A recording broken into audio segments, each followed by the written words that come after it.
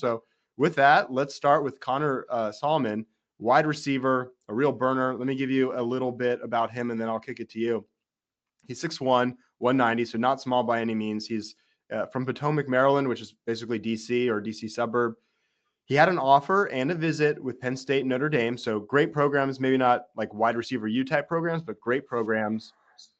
Grisham recruited him, just like Grisham recruited Wesco and more. He's really starting to prove himself on the trail now.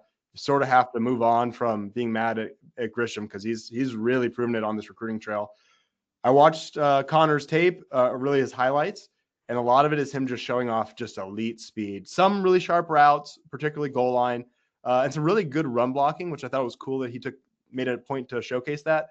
But it's really about speed, and I love it when they're track athletes because then you can just look at actual numbers. So he competed in Virginia 4A state track. He won the 100-meter, and his time was 10.44 seconds, which doesn't really mean anything unless you have context. So for context, Jacoby Ford ran a 10.3, and he's like the ultimate speedster. So he's in that realm, and he's 3 inches taller. So he's crazy fast. So what do you think? I am pretty high on Connor Salmin.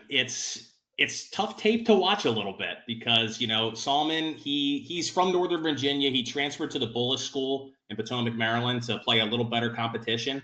A lot of his tape is exactly the same. It's just him using that, and I'll use the word, it's elite speed. Just like you said, it's a 10-4 100.